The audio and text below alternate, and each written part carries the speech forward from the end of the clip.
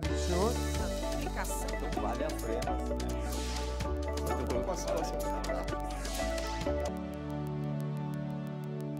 Olá. O governo paulista tem planos arrojados para a privatização. Rodoanel, as marginais Tietê e Pinheiros, estradas, hidrovias, portos, aeroportos e até presídios estão neste pacote. O que isso representa para a população paulista? Na visão do professor de Direito Constitucional Pedro Horta. Você vai saber agora no programa Em Discussão. Doutor, muito obrigado pela sua presença. Eu que agradeço a oportunidade de estar aqui na TV Alesp, uma casa que eu tenho um carinho todo especial, onde eu comecei a minha vida pública nessa casa aqui como funcionário, como servidor, né, na Constituinte Paulista, e plasmou aí meu caráter para o direito, para o ramo do direito, e foi o grande incentivador para que eu fosse advogado, ter passado por essa empreitada aqui. Grandes professores aqui dentro da casa, grandes oportunidades com o maior parlamento da América Latina, né? O senhor participou da Constituinte, da Constituição Paulista, que foi logo na sequência da Constituição Federal. A Constituição Federal foi em 88, 89 tivemos o processo constituinte, né? Uhum. E ainda há na casa aqui deputados, por exemplo, como Barros Munhoz, que foi o presidente da Comissão de Sistematização. Você tem ainda parlamentares daquela época. Naquele tempo já se falava em privatização? Já se falava em privatização. Você sabe que no texto da Constituição Paulista fala no seu artigo 47, inciso romano 18, na questão de autorização legislativa para concessões, outorgas, privatizações. A Assembleia aqui sempre foi vanguardista. Uhum. Então ela já tinha esse viés aí de diminuir o tamanho do Estado. Uhum. Vivíamos já o período da redemocratização e já não se fazia mais sentido você ter empresas dentro do Estado de São Paulo que consumissem um orçamento para a sua tarefa, que não é a tarefa básica. O senhor falou que vivíamos já a redemocratização, né, com a Constituição Federal e depois aqui a Paulista. Isso significa que no governo militar a privatização o Estado tinha uma presença mais forte, daí algumas empresas... hoje a gente vê que nem tem muita conexão com o papel do Estado, né? A gente citava, por exemplo, empresa que trabalha com couro, cortiço, né? Que o Estado administra, né? É dessa época que vem essa... Não, vou te contar. Você sabe, a primeira estatal que surgiu foi com o Dom João VI, o Banco do Brasil. Sim. Que era para financiar pequenas manufaturas que também não deram certo. Por sorte, corrigiu rumos, destinos, e o Banco do Brasil é o que é hoje. Certo. Tremendo banco. Digo que é a cereja do bolo do governo federal, o Banco do Brasil. Qualquer país autossuficiente tem que ter um banco como Banco Central na regulagem e um banco público do porte do Banco do Brasil. Mas veja, no governo militar, era um governo que, interessantemente, tinha planejamento. O que era? Você tinha um bom ministro de Planejamento e Fazenda, Delfim Neto, pessoas da academia aí, dos pensadores econômicos do país, e o Estado, pensando no desenvolvimento do país, sair do terceiro mundo, começou que a gente ensina da vara para pescar, que a gente fala. O que é isso? Você ter um potencial de ter uma empresa de siderurgia, porque nós tínhamos a matéria-prima, mas comprávamos o manufaturado de fora pelo dobro do preço. Visou em 53, a Petrobras, por exemplo, é antes, mas ela implementou de verdade já no governo militar, que ela teve a sua grande pujança. Sim. Mas a Petrobras, ela nasceu para incentivar a concorrência no mercado e fazer com que cada vez mais se tivesse empresas petrolíferas investindo no país.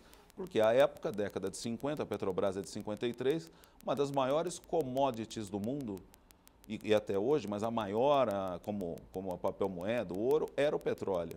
Então, inteligentemente, se implementou a Petrobras. Ficou esse gigante, essa potência que tem uma característica de monopolista. E foi atingindo essa característica de monopolista. Então, isso é bom ou ruim? Porque a Petrobras ainda é uma potência. Olha, determinados setores Privatização você tem que olhar setor por setor, necessidade da população por necessidade da população e estratégia econômica no mercado mundial. Sim. A Petrobras ser intervencionista é uma coisa extremamente inteligente. E mesmo o fazendo dentro do limite para não ferir a Constituição na questão da liberdade econômica, a Petrobras ela não consegue deter, por exemplo, uma situação agora como o preço de etanol. Você pega a tributação e isso, certo, está sim o presidente da República, Bolsonaro, quando ele pede auxílio aos governadores, porque na composição, por exemplo, de preço do diesel, mais de 23%, 32%, de 23% a 32% é o ICMS dos estados. Então, há que se ter uma generosidade também para pensar país, né? Para pensar país. Por isso, os governadores têm que ser instados também a colaborar numa questão dessa. Pois não. Você tinha o monopólio do transporte. Por que você tinha o monopólio do transporte, do etanol? Até muito pouco tempo. Para você ter um controle mínimo de preço entre a bomba e o produtor. Era uma regulagem. Começou a virar negócio. E o presidente, para diminuir, baratear preço, está pensando nesse sentido. A criatividade empresarial aqui, e há que se ter também um pouco de maturidade, é um ponto nevrálgico isso. Você tem que ter um pouco de generosidade também à classe empresarial quando se tem os benefícios do governo. Vou te contar uma passagem. O estado de São Paulo, quando o secretário da Agricultura era o doutor João Carlos Meirelles, que eu tive a grande honra de trabalhar com ele, fez um dos maiores pactos, só perdia para o pacto da indústria automobilística, que foi o pacto do setor sucroalcooleiro.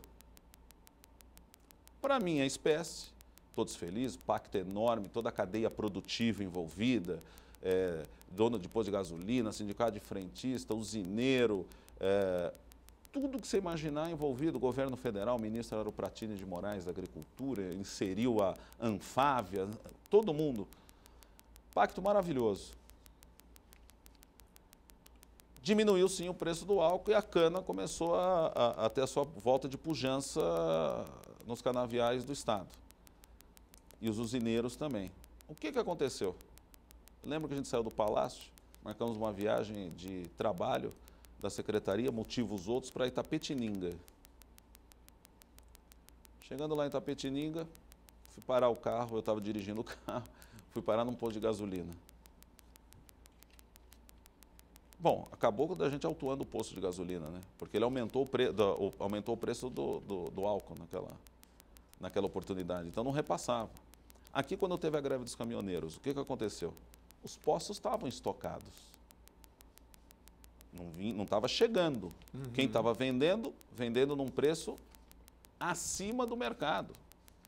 Tanto é que, até na época, eu falava com os PROCONs, eles tinham, quem fosse e precisava do combustível conseguisse abastecer num preço distoante do mercado, que pegasse a nota fiscal e enviasse ao PROCON contra o abuso econômico praticado pelos empresários, que é crime pela lei do Código de Defesa do Consumidor. Tem setores que, por exemplo, no estado de São Paulo, o senhor acredita que é relevante como nesse aspecto para não haver um monopólio, para a população não ficar dependente de uma estrutura aí privada e, de repente, ser, por exemplo, setor de alimentos, enfim?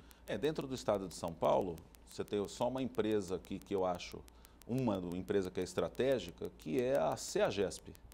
CEAGESP é a Companhia de Entrepostos e Armazéns Gerais de São Paulo. É uma empresa do governo federal. Então, essa é uma empresa que você não pode prescindir, porque lida com o abastecimento. Abastecimento é assunto de segurança nacional. Lembro-me dessa época que citei aí, passada da Secretaria da Agricultura, quando você ia discutir abastecimento, e foi a época que federalizou, porque a CEAGESP foi uma empresa do governo de São Paulo federalizada. Então, hoje ela é uma empresa com vínculo ao governo federal, mas é uma SA. Sentava à mesa o ministro-chefe do Gabinete de Segurança Institucional, o ministro da Agricultura e o secretário da Agricultura aqui. Por quê? Porque é assunto de segurança nacional. Antigamente, hoje eu não sei, mas você quer sitiar uma cidade, inibir a chegada de alimentos. Não, e olha, eu não sou contra a entrada do dinheiro privado, mas você tem que ter certas modelagens. Lá, por exemplo, tem no caso específico da CEAGESP, lá tem uma operação toda de entrepostos e de armazenagem. Quer dizer, você tem aquela venda que você conhece aqui, quem é do estado de São Paulo, ou conhece na Avenida Dr. Gastão Vidigal, o entreposto da capital. A CEAGESP tem mais 32 entrepostos no interior e mais 16 locais de armazenagem. Aquela operação, você conceder, fazer uma concessão, privatizar, até, acho que é perfeito, porque aquela não é a meta da empresa, esse operacional. Qual que é a meta de uma empresa de abastecimento? Regulagem de preço, tem que ter essa meta. Então, às vezes você muda a vocação da empresa, ela se torna extremamente lucrativa e se livra de funções terceirizadas. Certo. Rotulagem, rastreabilidade, preço, que hoje você não tem um controle de preço. Mas isso tudo ficaria na mão do Estado, a regulagem de preço? Isso ficaria na mão do Estado. Você pode até ter a característica de uma agência reguladora sem selo, como é a CETESB. A CETESB é uma companhia ambiental, que tem toda a característica de uma agência reguladora sem selo. Lá, por exemplo, na CEAGESP, você tem todo o pessoal qualificado. O pessoal de fiscalização lá, por exemplo, são todos técnicos agrícolas. O senhor falou em CETESB e SABESP, que também está na mira aí, que pode trazer aí, segundo uma pesquisa breve que eu fiz, cerca de 20 bilhões para o Estado de São Paulo, de grande peso. A SABESP, até meu falecido pai foi conselheiro da SABESP. Muito interessante, porque a SABESP ela veio vindo de grandes administrações desde o governo Montoro, passando pelo governo do Quércia, do Fleury e depois entrando nos governos do Covas, Alckmin, Márcio França e agora o governador João Agripino Doria. Então, o que acontece? Lá, eles já lançaram ações na Bolsa de Nova York, já vem abrindo capital aí, pensa em abrir capital. É uma empresa lucrativa. Você pode ser interessante para o Estado, você ter um alto índice aí de compra pela empresa, sim, desde que você tenha travas e contratravas e freios e contrapesos no que é qualidade da água para a população, meta de investimentos, preço mínimo da água. Você tem empresas, por exemplo, aqui em São Paulo, que na conta dela ela tem um subsídio. Falamos de CEAGESP, a CEAGESP é tem uma tarifa reduzida. Então, se não for trazer um prejuízo à população, pelo contrário, uma alta qualidade de água, sem uma discrepância absurda no preço da conta na conta final do consumidor, perfeito. Você tira alguns setores estratégicos aí, mas você tem que ter agência, você tem a regulagem das agências. Por exemplo, a água tem, aqui em São Paulo, a supervisão de uma autarquia federal, que é a ANA, né? Agência Nacional de Águas. Então, você não faz o que quer, né? Por exemplo, na área de abastecimento não há uma agência e nem deve ter agência, né? Porque engessa muito, porque você tem que manter a lucratividade de uma empresa. Mas você passar a operação, aquele serviço que não é afim da empresa, eu acho que sempre é perfeito. Você realoca e tem um aspecto também dos funcionários de todas essas empresas. Porque também não adianta você cobrir um santo e desvestir o outro, você causar um desemprego em massa. Tem que fazer os planos de demissão voluntária para aqueles que realmente você sinta que possa querer ter um rumo na vida, mas não pode abandonar o relento aqueles que fizeram todas essas empresas crescerem. Você tem todas as empresas estatais num quadro geral, uma pela outra, você tem, até pela falta de concursos que teve no país, públicos, muito aposentado ganhando um percentual a mais da aposentadoria para continuar nativa no cargo. Esses cargos são extintos na hora que a pessoa aposenta e você renova a safra, né, como a gente diz. Então, são pessoas já consolidadas. Num plano de demissão involuntária ou de saída incentivada, que é um nome mais bonito para isso, psicologicamente, dizendo do ponto de vista dos recursos humanos, né, ok, a pessoa já tem uma vida consolidada. tem que pensar naqueles que estão no nível médio de concurso, realocar em empresas, inclusive do governo. No privado, fazer os compromissos de que absorva tantos X pessoas do quadro técnico. Mas tudo isso construído, né? Senão você falou uma questão interessante, a empregabilidade, porque geralmente quando se privatiza, uma das primeiras coisas que se faz é demissão e enxugamento, né? E, enfim. A gente precede, né? Ela precede esse minuto da privatização. Como assim?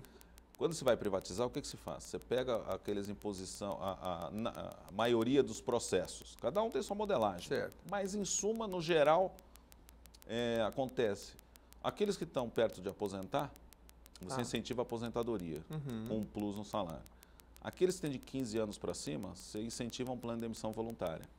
Aqueles que estão do ano 1 na empresa até 10, 11 anos, você vê o que se absorve.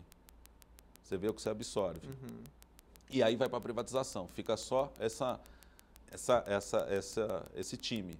Que vai entrar numa empresa privada, num contrato novo seletista, que se ele não se adequar ao estilo de trabalho do privado, ele é mandado embora normalmente. Então você diminui isso, custos, doutor, porque a gente vive muitas mudanças assim e muito sistemáticas, porque, por exemplo, quando se fala em privatização, as pessoas temem o desemprego, enfim, né? Aqui os debates na casa são amplos em relação a isso. Ao mesmo tempo, a gente tem, por exemplo, a reforma trabalhista, que deu uma enxugada, enfim. Então, só que a gente tem, o senhor falou em freios e contrapesos, pensando nesse aspecto. Eu vi, por exemplo, uma entrevista do Henrique Meirelles falando, olha, teve uma montadora aqui em São Paulo que ela não queria sair de São Paulo, ela queria sair do Brasil. Verdade. Estavam tendo prejuízo. Então, a gente tem, ao mesmo tempo, uma concorrência global. O senhor acha que esse caminho, tanto estou ampliando um pouco, mas a reforma, as privatizações, elas vão nos dar garantia porque a longo e médio prazo a situação do país pode melhorar como um todo e a economia melhorar ou não? É um perigo que muitas vezes se coloca muita privatização, reforma trabalhista, porque por outro aspecto, eu vi, por exemplo, uma entrevista onde grandes milionários, bilionários americanos, eles falam em dar bolsas para as pessoas no futuro, vem a tal da inteligência artificial, e as pessoas não vão ter emprego. Então, que será necessário dar bolsas mínimas para as pessoas, porque muita gente vai ter desempregado. Então, é um cenário assim, principalmente no Brasil, que a gente vê, são reformas e reformas que vêm vindo. Como é que o senhor vê tudo isso e a privatização nesse contexto? Olha, você sabe que a primeira coisa que é positivo, isso aconteceu e está acontecendo aqui, você percebe, e aconteceu nos países da OCDE, isso é até um estudo do BNDES, muito bem feito esse estudo aí dos impactos das notícias de privatização. Você cria dentro da tema deles, dentro da ineficiência de uma empresa estatal, você cria eficiência. Você cria eficiência porque as pessoas querem demonstrar que aquela empresa ela é plausível de continuar no Estado. Até num primeiro minuto, inconscientemente, por mais evoluída que a pessoa seja, quando vive o problema ela mesma, inconscientemente ela está querendo manter o posto de trabalho dela. Sim. É a zona de conforto, né? Isso é normal e traz uma eficiência. Então já está sendo trazido. Soma-se a isso que hoje as estatais, ficou muito aquele tema, olha, estatal é um elefante branco, estatal é gente desqualificada que você joga lá para ter um bom salário. E não é assim. Com o advento da lei 13.303 de 2016, famosa lei das estatais, hoje, a pessoa para compor o quadro de uma empresa estatal, ele tem que seguir requisitos que são severíssimos, curriculares. Começa aí. Seja no cargo de livre provimento, que é o cargo em comissão, a nomeação, passa por comitê de elegibilidade, quanto o concursado. E outra, hoje as estatais têm a supervisão de uma secretaria com status de ministério, que seria num órgão, antigamente, está na economia agora, que era do planejamento, que é o SEST. O SEST é uma secretaria uma secretaria que cuida só das empresas estatais. Então, você não faz o que você quer. Hoje, nas empresas estatais, você tem que ter implantado ouvidoria, auditoria, gestão de risco, governança, auditoria interna, auditoria externa, conselho com altíssimo currículo a pessoa tem que ter e auditoria independente e conselheiro independente da empresa e representante dos funcionários dentro do conselho de administração. Então, todos esses mecanismos, o certame licitatório é muito mais rígido, né? Então, isso fez com que as estatais se tornassem empresas realmente voltando àquele grau de eficiência. O que se tem que ter cuidado quando você fala de desestatização, como você falou, é no mapa geral da coisa. Você não pode fazer como jogador de dama. Dama é aquela pecinha que você movimenta um passo para frente. Ah, privatizo, vendi, dinheiro está aqui. Não, você tem que ser jogador de xadrez, pensar 10 passos à frente o que vai acontecer. As pessoas como ficam, o serviço, a qualidade como fica, o consumidor de serviço público como fica, porque é um consumidor de serviço público. A Câmara Federal está até, não sei se já aprovou, pelo menos o período que eu passei lá, na área técnica, havia um projeto de lei, até de um parlamentar de São Paulo, do Código de Defesa do Consumidor de serviço público. Então, você tem mais essa questão que tem que se pensar. E aonde alocar recursos oriundos disso, porque parte deles é para realocar dívidas à estatal que se privatize. E também se pensar na modelagem que vai se fazer. Você pode fazer muito bem o Estado uma concessão onerosa, uma concessão gratuita, as modelagens de concessão que se tem por aí, o Estado continuando não mais na operação, não mais no gasto, mas recebendo um percentual pela concessão, mas observando a execução do serviço. Eu ainda penso que determinadas empresas o melhor trabalho é esse. Ela fica com uma característica de privatizada, porque tem enxugamento de funcionário, tem realmente alocação de recursos, mas você ainda mantém o Estado de olho no que está acontecendo. Veja nas primeiras privatizações aqui das estradas em São Paulo, que agora estão para vencer, foram concessões de 20 anos renováveis. Quanta coisa que deu de problema, até se ajustar numa situação que fosse boa para a população o serviço. E mesmo agora, assim ainda pena. Alguns grandes setores como energia aqui no estado de São Paulo, na cidade a gente só tem uma companhia, pelo menos que eu saiba, que nos fornece energia, assim como água, né? Aí depende por exemplo, na energia elétrica que é privatizada, aí a gente depende da regulação do Estado para ver se está tudo certinho, para que esse monopólio não venha ferir direitos do cidadão, né? Falando no caso da energia elétrica, né? Da água seria a mesma coisa. Uma vez privatizada, é o Estado, porque é um monopólio, né? Não tem duas empresas, três que vão servir água para a gente ou energia elétrica. Ou você compra dela ou não compra. Ou não compra, né? Então aí o Estado tem que ter mão firme para poder regular, né? Na questão das energéticas, da questão de energia, há que se fazer também uma abertura melhor do Estado para, no campo da energia, alternativas palpáveis. Energia eólica, a solar, né? Você tem que ter esses benefícios. A solar que tem um potencial muito grande. Solar, a gente entrevistou aqui um especialista da associação e realmente o potencial é fantástico, né? Agora, olhando para trás, doutor, nós temos, por exemplo, Vale do Rio Doce, grandes empresas foram privatizadas. Acho que, e agora a gente tem no cenário aí para frente, Eletrobras. Olhando para trás, eu acho que muitos desses foram sucessos. O setor da telefonia, né, que é sempre citado, né? Eu acho que, diante desse histórico, dá para a gente dizer que as próximas que virão aí é um cenário promissor. Não, sabe o que acontece? Hoje o mundo está investindo aqui no Brasil. Então você tem modelos que foram feitos no exterior, que deram certo, deram errado. Então as modelagens, aqui as primeiras privatizações, o que deu certo, o que deu errado, é um aprendizado depois da prática da privatização feita. Você tem tudo para nessas modelagens, dependendo da modelagem montada, ser uma coisa de altíssimo sucesso. Tudo vai da regrinha do jogo da privatização. Como vai ser essa regra da privatização? Dá para ser um negócio que fique, você tem um investimento, o investidor realmente ele tem alfira seu lucro, mas dentro de uma normalidade aí, sem causar danos ao Estado, à população, e o Estado poder ter foco para o investimento.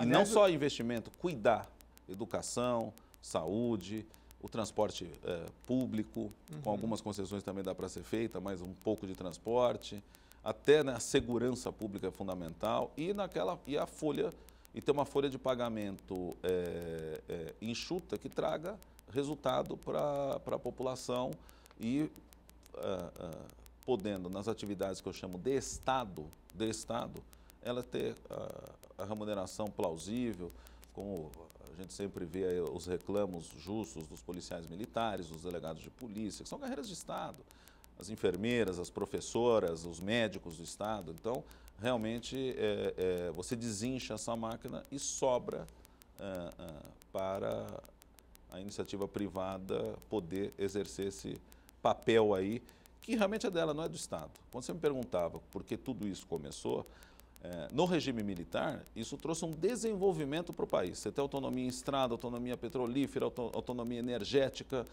autonomia dos mais variados polos, como Correios, etc. Trouxe um desenvolvimento para o país, mas tudo com uma hora certa de acabar. A coisa foi fluindo. Uhum. Aí dessas empresas vieram subsidiárias, quer dizer, a folha foi engordando. Uhum. Então, a folha de pagamento, a prestação de serviço. Então, eu acho que na redemocratização, eu até faço a meia-culpa aí para o regime militar aí, faço a defesa sem ter procuração, não meia-culpa, eles foram visionários na questão. Quando chegou na redemocratização, deveria ter desaparelhando o Estado para o que não funcionava. Uhum. Para não ficar no tema federal e estadual, você pega, por exemplo, o estádio do Pacaembu. Isso até, eu acho que ele me permite, porque tem uma relação boa, e eu falei até isso no programa outro. Estou conversando com o prefeito de São Paulo, né?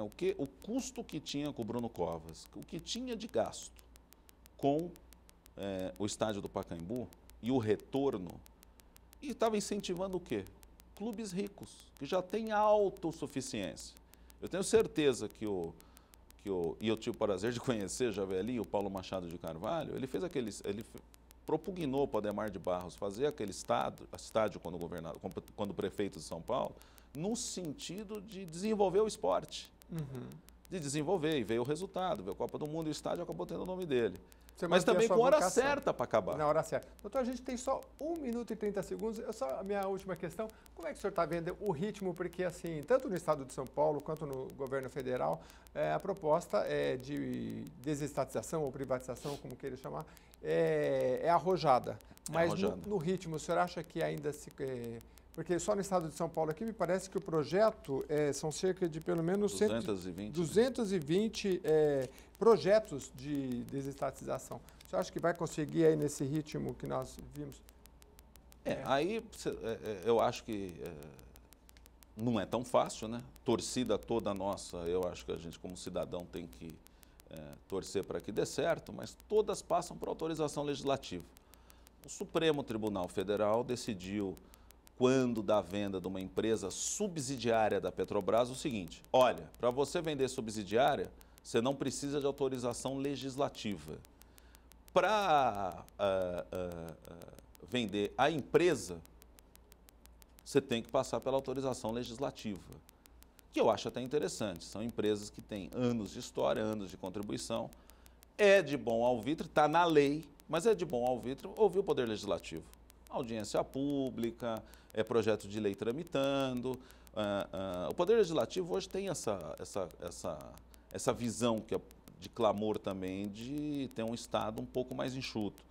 Mas tem que ter uma bela discussão, inclusive é nessa discussão que você, em cima das perguntas feitas, que você não tem aquele problema da discrepância do que vai acontecer para o consumidor final. É o Poder Legislativo que dá esse contrapeso. Então, torcemos, não é fácil, né? Você tem esse problema, mas o presidente Bolsonaro, 7 de janeiro, até falou isso, né? Que passa pela autorização legislativa. Eu também não pode chutar os funcionários que estão lá para cima, e a população tem que ter um bom serviço. Muito obrigado, doutor Pedro Horta, professor de Direito Constitucional, foi constituinte aqui da Constituição Paulista. Assessor da Constituinte. Na Constituinte, mas que esteve lá nos primórdios da Constituição Paulista, que é a nossa diretriz, e agora veio dar sua colaboração aqui na Assembleia Legislativa, e já fica o convite para os próximos, porque esse ano de 2020 promete muita discussão nesta área, doutor, e o senhor é sempre muito bem-vindo. Muito obrigado. Eu que agradeço o carinho, uma alegria poder estar aqui na TV Alesp, uma casa aí que a gente conhece com muito amor, né, e gratidão, e dizer que estou sempre à disposição, e um grande abraço aos telespectadores da TV Alesp e aos funcionários e equipe técnica daqui, e aos deputados da casa que têm feito ao Poder Legislativo Paulista excelentes legislaturas aqui no que tange ao interesse dos paulistas, independente de grades partidárias. Muito obrigado mais uma vez, e a você que nos acompanha até agora, nos acompanhe também pelas redes sociais e mande as suas sugestões de pauta. Até o próximo programa em discussão.